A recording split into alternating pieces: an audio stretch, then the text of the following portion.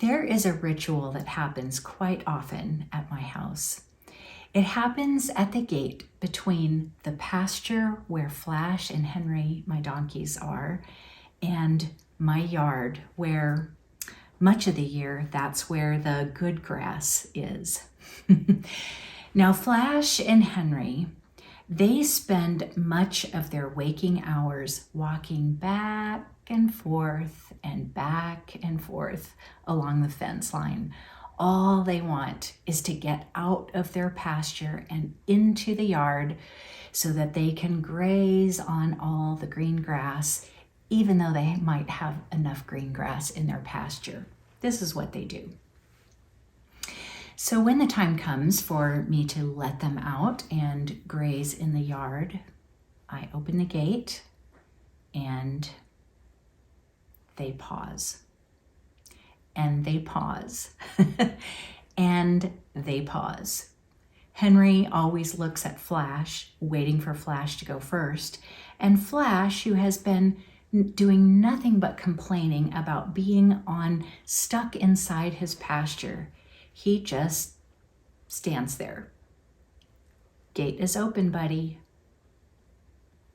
Carte blanche, go on through. But he waits. The very thing that he wants is on the other side of that gate. The gate is open, and yet he hesitates. I relate so much to Flash because there are so many times that I've had desires, things that I've wanted to do, things that I felt were on the other side of a gate, on the other side of a fence, and I just couldn't get to it.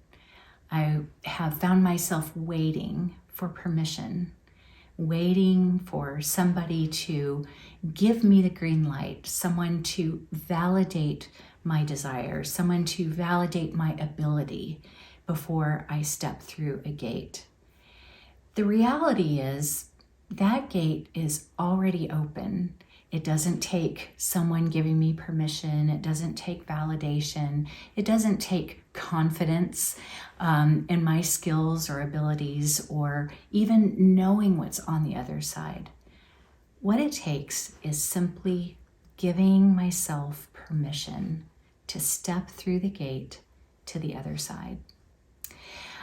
As a coach, I spend a lot of time coaching people who feel stuck. Maybe they are at a time of transition in their life, or they really want to write a book or start a blog, or they want to spend more time on their art, or just open up into a new season of life. And very often, the thing that keeps people stuck the most often is themselves. Being able to simply give themselves permission to move forward. I wonder if you can relate to this. Is there something that is on the other side of a gate that you are waiting, that you're waiting for? Maybe you're waiting for permission. Maybe you're waiting for someone to say, it's okay, you've got this. Or you're waiting for someone to give you a green light. That's just really, really common. Here's my challenge to you. In the month of January, I'm talking about the intention of permission.